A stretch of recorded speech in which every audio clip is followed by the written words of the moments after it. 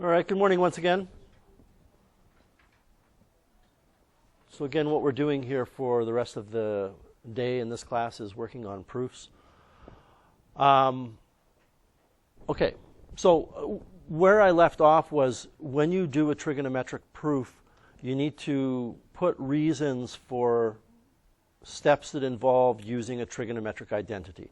So when we changed cosecant squared to 1 minus sine squared, and we changed secant squared to 1 over cos squared, I think I might have just said 1 minus sine squared. I meant 1 over sine squared.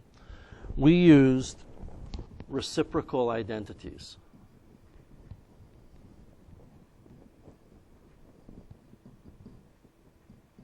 So I know it seems really silly, but this is your explanation. So if you're asked to do a trigonometric proof and explain things, by just writing reciprocal identities, you've explained that step. I guess you could go whole hog, as my Uncle Rob would say, and put up in the corner someplace 1 over sine x equals cosecant x, and have an arrow pointing to this. I don't think that's necessary. Okay. Now we're at a stage, Ryan, where we can put these together using a common denominator. Now the common denominator would have to be the product of sine squared of x and cosine squared of x.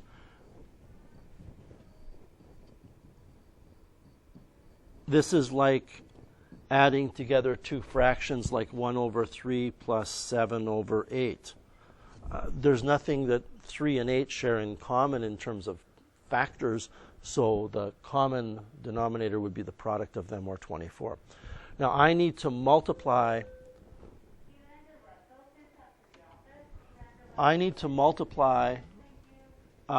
try when you were writing an exam to plan ahead, or maybe, what I was going to do is this. But you can't do that on an exam. So what I'm going to suggest is that you would, on an exam, actually rewrite this and space things out. We'll talk more about the diploma exam, obviously, as the time draws nearer, but I view written response questions and the students' work on a diploma exam to be this. You want your work to make the marker as happy as possible. That marker will have been marking the same question, maybe the same part of the same question for 3 days, and they're on the 5,000th mark. They've marked 5,000 students. Maybe they stayed up too late the night before. They're not in that great of a mood. If you can make their life easier, they're more likely to give you a better mark. I'm just being honest with you here. Okay? So, if you had a different color pen, that would be, wow, that's impressive if you could do that.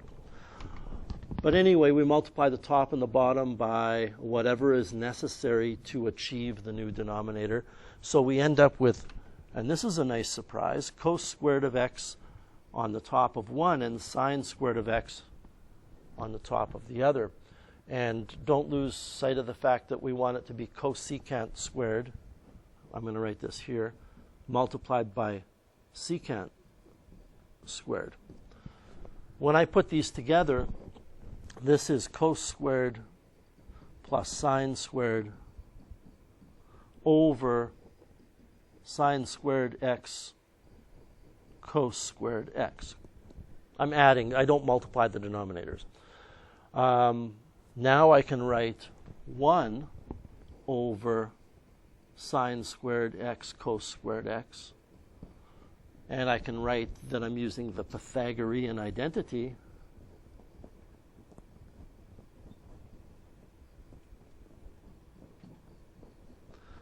And I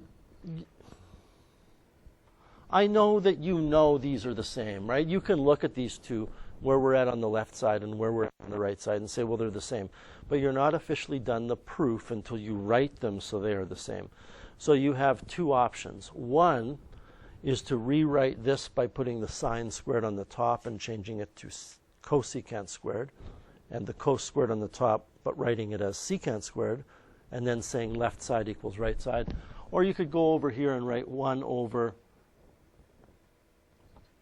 sine squared x times 1 over cos squared x, 1 over sine squared x cos squared x. Left side equals right side. I don't think there would be a problem in going from there to there directly. By the way, you do need to write here, even though you've already used the same identity up here and you've explained it, you do need to write reciprocal identities. I ran out of room, so I'm not going to write the word identities. Is that okay, Ryan? Okay. Before we move on to the supplemental problems, does anybody have any final questions from the textbook? Go ahead, Jason. 2A. Okay.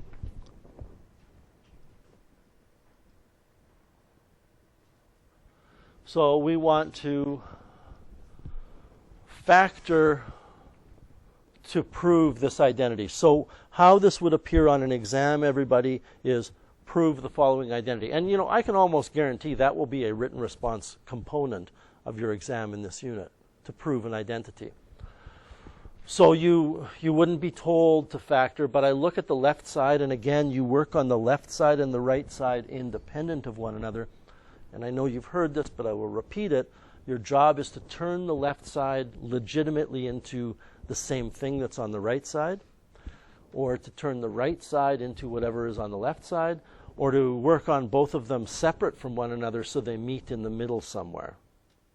But you know, when I look at secant of x, this is my eyeball, when I look at secant of x, I don't think it gets much simpler than that. I don't want to waste ink, lead on my pencil writing 1 over cos of x. I know it's 1 over cos of x. If I need that, I'll do it. So what I'm going to do here is go through all of my strategies. Can I write everything in terms of sine and cosine? Yes. Now, I'm going to tell you right now, usually factoring trumps writing everything in terms of sine and cosine. There's no always rule in math. Usually, if you can factor, you should factor before you start playing around with sine and cosine. I have, again, 2 terms here, very similar to something we looked at in the seminar. I have this term plus this term, right? Terms are separated by plus or minus, and each of those terms has a common factor of cosine of x. So I can factor out cosine of x and be left with 1 plus tan squared of x. Now, tan squared of x plus 1 is familiar to me. I honestly don't know what it's equal to, but I think that's part of a Pythagorean identity. I should practice what I preach. You guys should have your formula sheet out in front of you. I guess I should have mine as well. I think it's equal to secant squared, but I don't know. I could be wrong here. Where am I going? Pythagorean identities. Yeah. 1 plus tan squared, kind of smack dab in the middle of the screen, is equal to secant squared. Yep.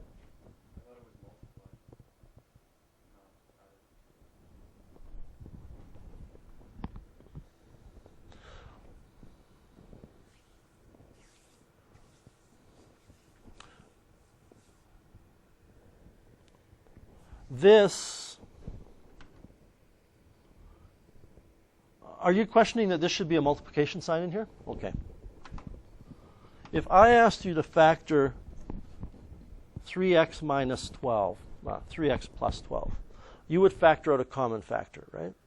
Can you tell me what you would have left in brackets after you factored that 3 out? X plus 4, right? Because the 3 times the x gives you the 3x, and the 3 times the 4 gives you 12. And it's plus because we need to get 3x plus 12.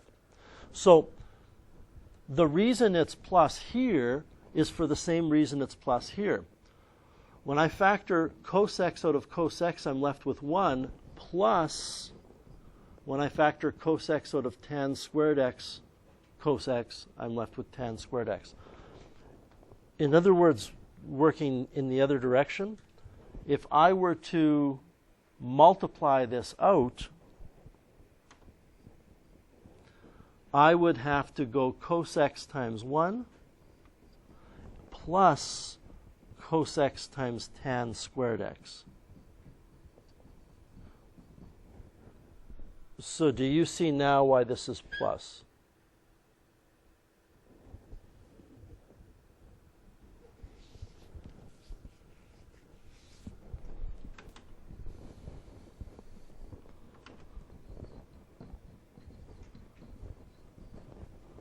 What would your common factor be here? A. Can you tell me what you would have in brackets after you factored the A out?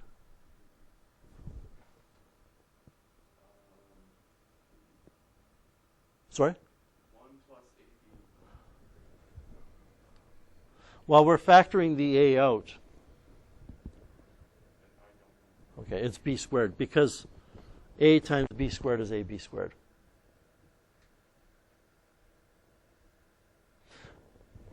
When you're factoring,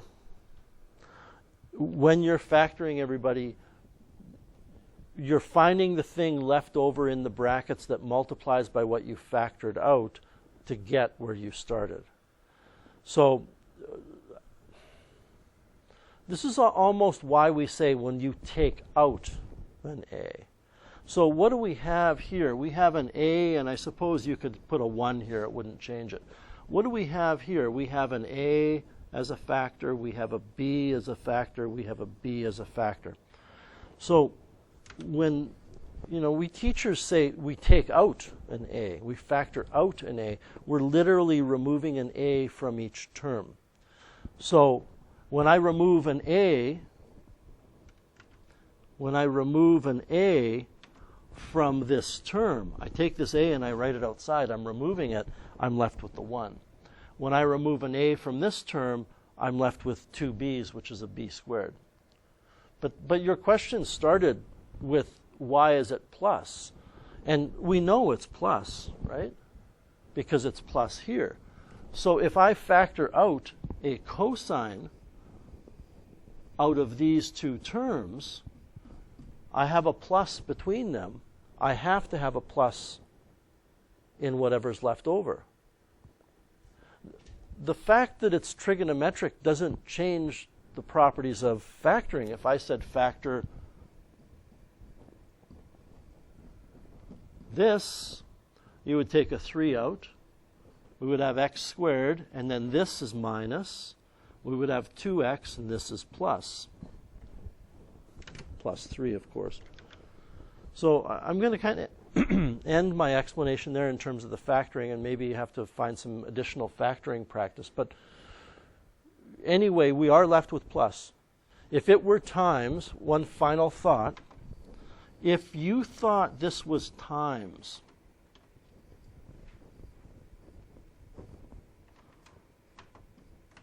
you thought it was this. If that's right, then when we multiply that out, we have to get what we started off with. And when you multiply cos x times 1 times tan x, all you're left with is cos x tan squared x multiplied by tan squared x. All you'll be left with is this times 1 times tan x. You will not get that. Okay. So going back to where we are there, and I forgot, I looked at my formula sheet, but I forgot. Is 1 plus tan squared of x equal to secant squared of x? Okay, so you don't have to explain anything in your proof here, but when you do write cos of x multiplied by secant squared of x, you need to justify that by writing that you use the Pythagorean identity.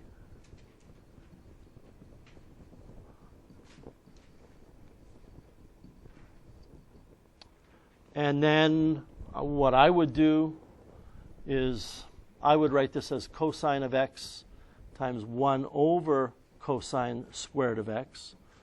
Of course, writing that you are using a reciprocal identity.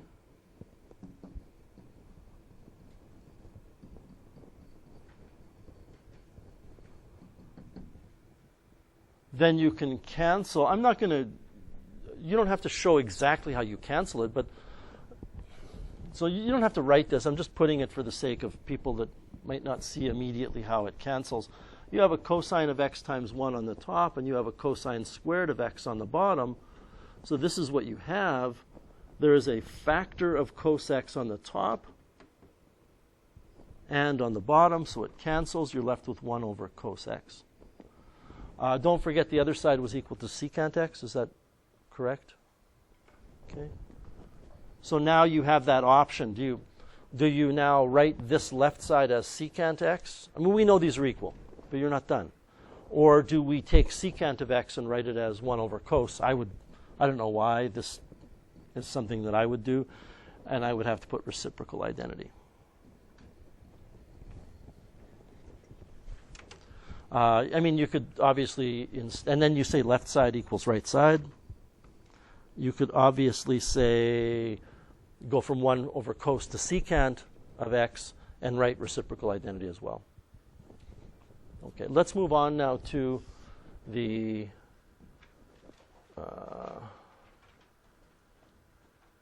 page 33 stuff. By the way, I noticed this, and sometimes with copy paste I get out of control. On some of those supplemental problems at the top of the page, it says answers on page 33. The answers are not on page 33.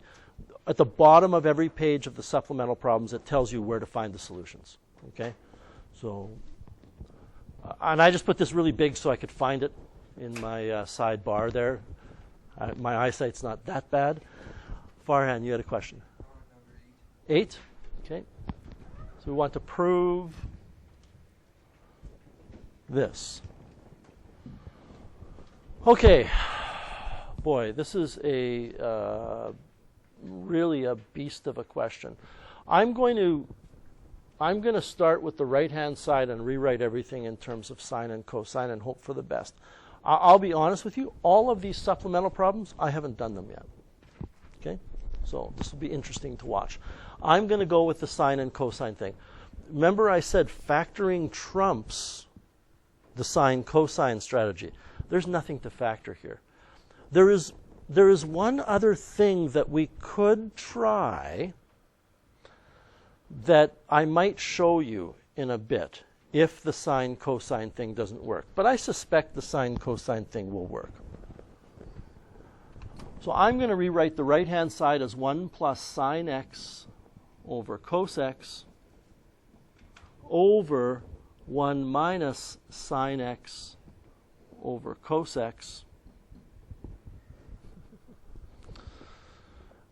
And when I say this is a beast of a question, it means I woke up on a dark, muddy road.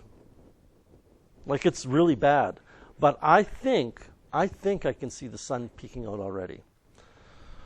I'm going to now, are you okay, everybody, with me not writing quotient identities? Like, you would have to do this on an exam. I just don't want to waste time writing stuff that I can just say.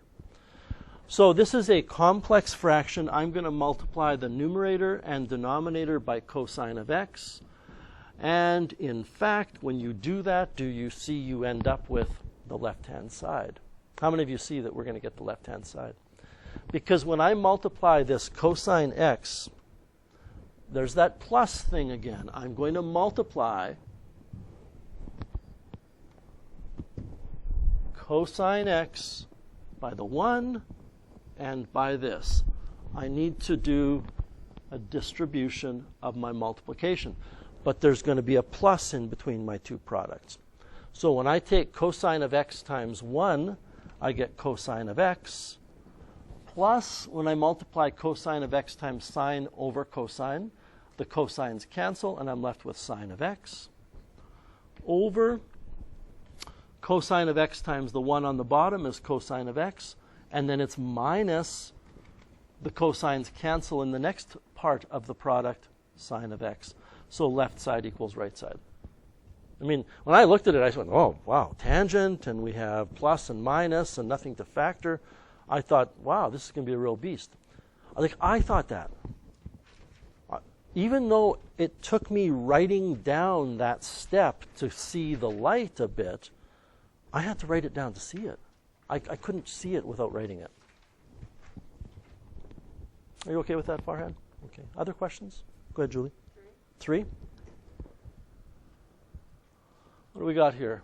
1 over cos x minus cos x equals the right-hand side. Now, the thing I like about the right-hand side, if you can actually like trigonometric algebraic expressions, is that it is all nice and tidy and factored. What this is sine of x times sine of x over cos of x. I don't know that there's anything I really want to do with that. It's nice and compact, right? Factors on the top, factors on the bottom. So I'm not going to play around with that. What I do see here, though, is 1 over cosine of x minus cosine of x.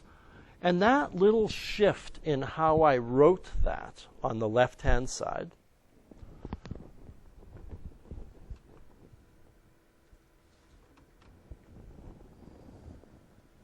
that little shift, I just want the line to be where the equals is. That little shift in where I wrote the cosine x drives home to many people that we are dealing with two fractions. And we can bring them together with a common denominator. There's nothing else you could do here. In terms of your list of strategies, nothing else applies. Two fractions, bring them together. The common denominator would be cosine of x. So this is 1 over cos of x minus, this is 1 over cos of x, it's already there, minus, this has to be over cos of x. So I need to multiply the numerator and denominator by whatever is necessary to get that new denominator. And since there's only 1 in the denominator of that second fraction, I have to multiply the bottom by cos of x as well. So the bottom and the top get multiplied by cos of x. I am curious, and you know I ask this almost every time we do one of these, how many of you see that's equal to sine squared of x over cos of x? That's that Pythagorean identity, right? It pops in your head. 1 minus cos squared of x over cos of x. So, you know, I would recommend on a written response actually showing all of this work that I've got here. I know that you know how to go from what's in brown here immediately to there, and it probably just makes sense in your head. A marker will look at that, myself included, and going, what are you doing here? How did you do that? So I really think you need to show the conversion to a common denominator. Now, just to finish this off, we're going to write sine squared of x over cos of x. And what type of identity are we using, Julie, to go from here to here?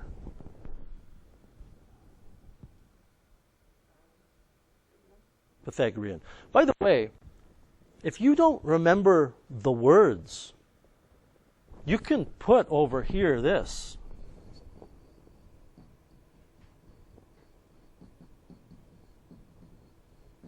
I think any reasonable person would say this person is justifying that step using an identity.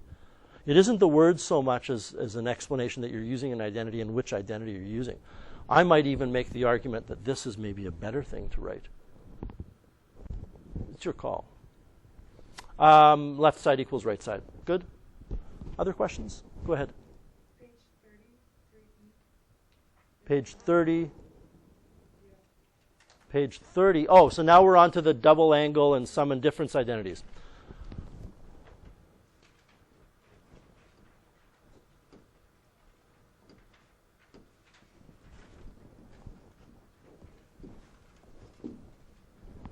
Okay. The nice thing about double angle identities in proofs is that you don't really have a decision to make. You go with the identity. Now, we want to be careful. Let me rewrite this. We have cotangent of 2x on the left side, and on the right side we have cotangent squared of x minus 1. This, by the way, right away is my math antenna wiggling around thinking Pythagorean identity. I'm thinking, but I could be wrong. And this is over 2 cotan x.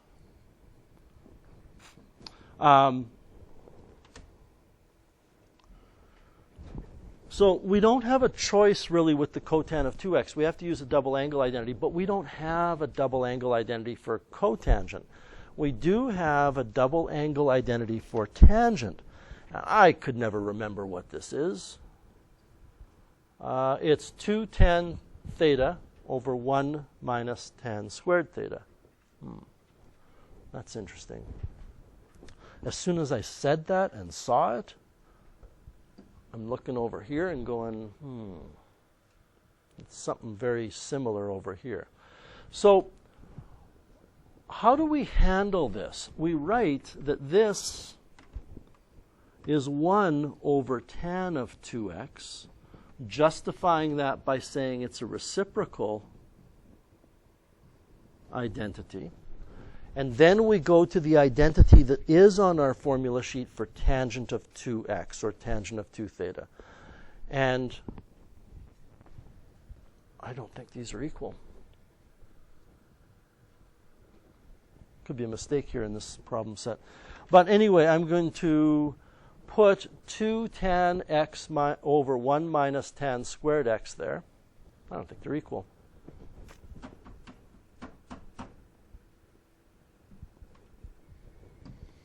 So this is 1 over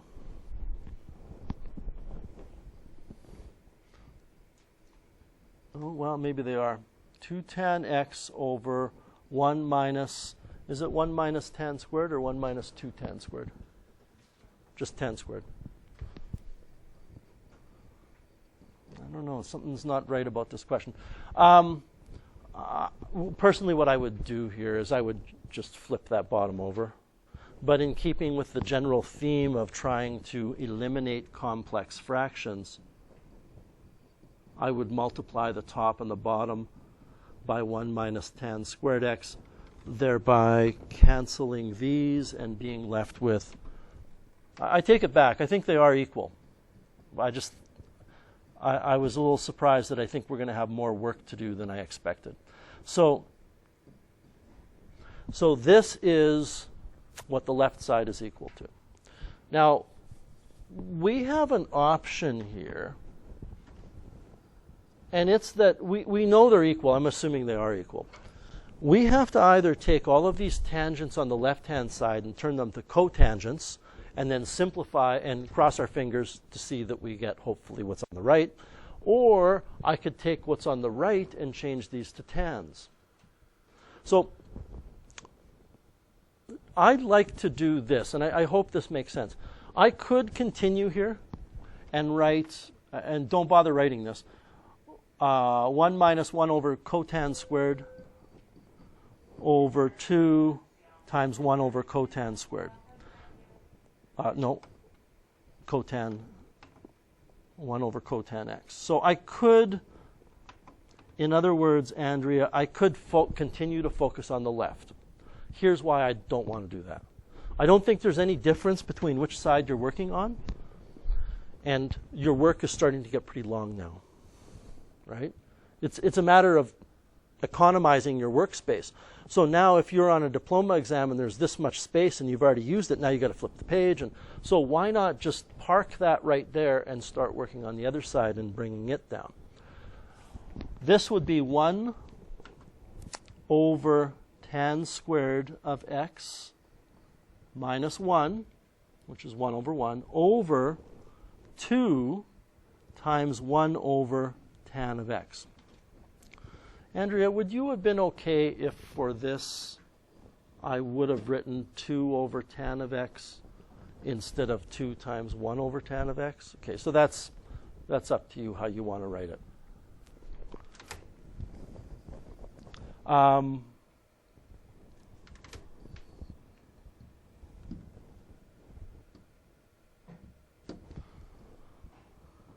So I have a complex fraction. I actually have a complex fraction because there's a denominator in the numerator and another denominator in the denominator. I need to multiply top and bottom by, and I mean, your Math 20 teacher would tell you by the lowest common denominator. I just like to say we need to multiply top and bottom by whatever is necessary to get rid of those denominators. And in order to get rid of the denominator on the bottom, I would have to multiply top and bottom by tan of x. But that's only going to get rid of part of the denominator on the top. So I'm going to have to multiply top and bottom by tan squared of x. And almost immediately you can see you're going to get this. By the way, I should have written reciprocal identities someplace here, right? So when I multiply tan squared x times 1 over tan squared x, I get 1 minus, because there's a minus in here, when I multiply tan squared x by 1, I get minus tan squared x. Now the bottom, there's no plus or minus in between the 2 and the 1 over tan x. So you just multiply that whole thing by the tan squared. And I don't know that you want to erase what you wrote and write this instead. I'm just doing this to explain to you that what happens is you're left with 2 times tan x on the bottom, and then you can say left side equals right side.